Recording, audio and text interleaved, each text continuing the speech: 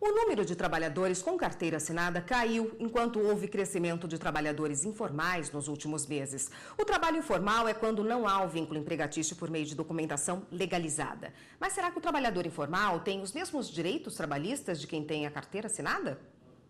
Daniel foi agente de viagens por 18 anos, sempre com carteira assinada. Insatisfeito com o salário, largou a profissão e investiu na nova onda da gastronomia mundial, os chamados food trucks, ou caminhões de comida. E ele garante, a troca valeu a pena. A vantagem é que a gente aqui no trabalho informal temos a possibilidade de receber um percentual sobre as vendas, né?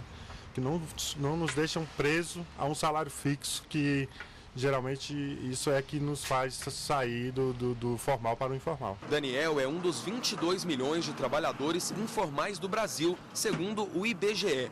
E tudo indica que esse número deve aumentar ainda mais. Dados do Instituto apontam que entre abril e junho desse ano, houve um crescimento de 5% nesse contingente de pessoas. E o número de trabalhadores registrados caiu 2,6%.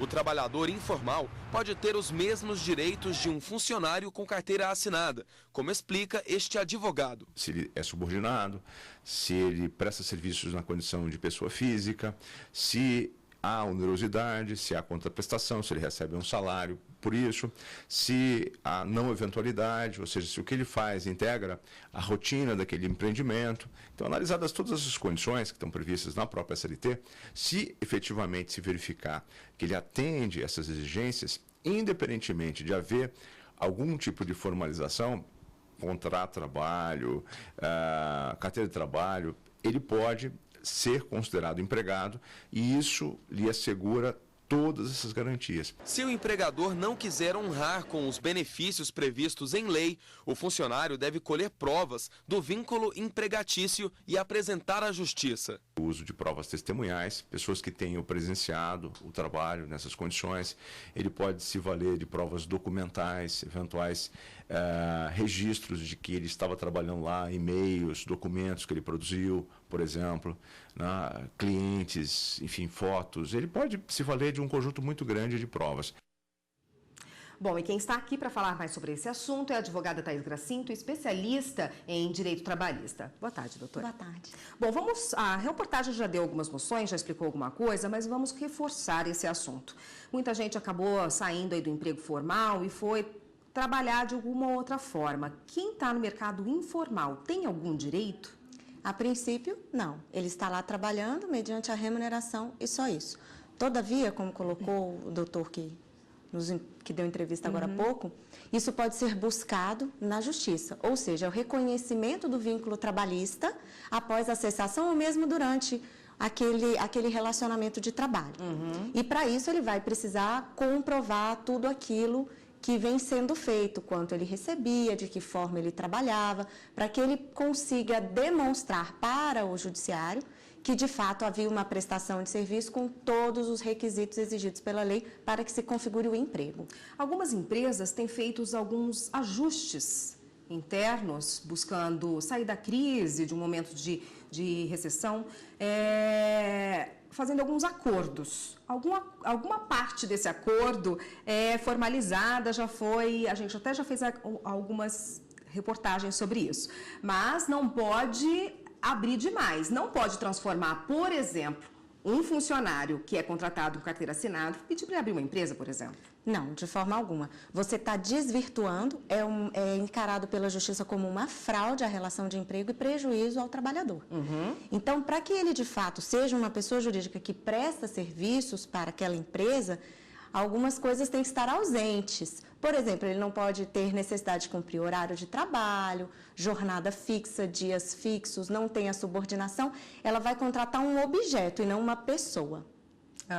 E o jeito de conseguir isso é só na justiça, de conseguir o reconhecimento se o patrão faz isso com o funcionário? Olha, se o patrão se recusa, infelizmente, o que sobra é a justiça. Muitas vezes, você pode fazer uma denúncia numa DRT e em uma fiscalização, o próprio fiscal detecta essas situações e já, ao autuar, a empresa já promove toda a regularização. Mas muitas vezes não. Muitas vezes, os empregados esperam até cessar o vínculo para somente, então, buscar os direitos. E vamos pôr uma outra condição. Uma pessoa aí que saiu do mercado formal, estava empregado com carteira assinada, foi demitido, saiu e resolveu fazer alguma coisa em casa, não conseguiu uma outra ocupação com carteira assinada e resolveu, por exemplo, fazer bolo. Essa pessoa pode se legalizar de alguma forma, pode se formalizar para garantir os direitos? Sim, não vão ser exatamente os mesmos direitos de um funcionário, mas ela pode sim se organizar. Hoje nós temos o MEI, o microempreendedor individual, é bem simples, você pode fazer o cadastramento pela própria internet, os impostos são bem reduzidos, a depender da atividade é R$1 ou R$5 por mês, se são serviços ou produtos, né? Então ela pode, se cadastra, e ela pode contribuir para o INSS. Então, ela se resguarda no caso de um acidente, dela ficar incapacitada, ou mesmo para fins de aposentadoria. Sim, é possível. E é importante que ele se cadastre, ou mesmo como autônomo. Também é um regime muito utilizado pelos meus colegas de profissão, advogados. No MEI, quais as garantias para a pessoa? Ela contribui para o INSS e, se ela ficar doente, ela tem as garantias asseguradas? Sim, como contribuinte para o INSS tem várias categorias, mas existem algumas carências que são diferenciadas para o contribuinte que é empregado, para aquele que é contribuinte especial, para o doméstico, mas sim, o rol de garantias é o mesmo. De auxílio acidente, auxílio doença, essas coisas. E onde a pessoa faz isso? É simples? Olha, no portal do empreendedor, você pode fazer o cadastro para o MEI, ou você pode buscar um contador que vai explicar todos os trâmites para quem está interessado nessa ferramenta. Qual é a diferença de um autônomo, que existem no mercado, por exemplo, um advogado que presta serviços, para uma pessoa que está no mercado informal? Olha, a pessoa que está no mercado informal não tem direito nenhum. O autônomo, ele está contribuindo para o governo com tributos, geralmente ele já contribui para o INSS também, né? E a pessoa que está informal, ela não tem absolutamente resguardo algum. Né? Para quem está atuando como autônomo, é importante que tenha disciplina, que se programe, porque não há 13º, não há férias remuneradas. Então, essa insegurança ou essa não estabilidade, ela permanece. Mas ele tem toda uma garantia para fins de imposto de renda, para comprar um imóvel. É importante que você esteja legalizado para que você possa demonstrar que está tudo ok e até para conseguir um benefício, às vezes um empréstimo para injetar um capital numa futura empresa. Tudo isso é importante. O informal não tem nada disso. Tá ótimo. A gente volta nesse assunto no próximo bloco. Só peço um minutinho, senhora. Okay.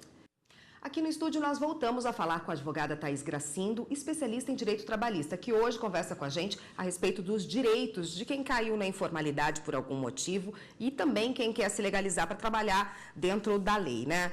A pessoa pode contribuir, ela está desempregada, ela não quer perder aquele período que ela está desempregada, não consegue uma outra ocupação, está fazendo um bico aí de uma forma meio informal, ela pode contribuir para o INSS para não perder? De que forma? Sim. Ela procura o INSS para fazer as contribuições, ela já tem um número, um cadastro, e é o contribuinte especial que se chama. Ele não está vinculado a nada, mas ele está contribuindo para o INSS, sim. E quando ele consegue uma outra ocupação, ele para de contribuir ou... Na verdade, o registro é um só. O número que fica no INSS é um só. Então, vão mudando só as categorias de contribuição. De que forma? Se está vindo por uma empresa que está recolhendo o INSS, ou se ele está recolhendo pelo carnê, de forma autônoma. É só isso. Chega muita demanda à justiça a respeito desse direito trabalhista, que é ter a carteira assinada, e muita gente nessa época para de assinar a carteira do funcionário. A demanda é grande? A demanda é grande. Infelizmente, é até uma questão de custo. É alto para as empresas, às vezes, registrar um empregado. Então, trabalhar no risco, às vezes, vale a pena. Então, as demandas são grandes para o reconhecimento do vínculo e posterior pagamento das verbas que ficaram para trás. Também é muito comum que as empresas não contratem de imediato. O período de experiência elas fazem sem a carteira e registram após os 90 dias com um novo período de experiência. Isso é muito comum também, o que gera nulidade do contrato de experiência anterior e já põe como indeterminado todo esse interregno contratual. Esse tipo de demanda que chega à justiça? Chega bastante. Qual a sanção para a empresa que incorre nesse erro? Olha, se ela for pega por uma fiscalização administrativa, tem multas e elas são pesadas, são por empregado e são por falta. Falta de anotação, falta de registro do livro, enfim, tem várias pequenas multas que no montante ficam salgadas. E na Justiça do Trabalho, dependendo da situação, pode haver até uma indenização por danos morais ao empregado, mas aí é caso a caso.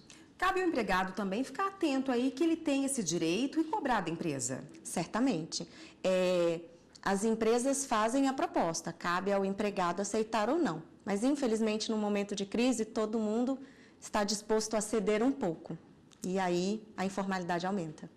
Tá ótimo. Obrigada pela participação. Obrigada. Eu conversei com a advogada Thaís Gracindo, especialista em direito trabalhista. Obrigada pela participação. Obrigada, boa tarde. Até uma próxima.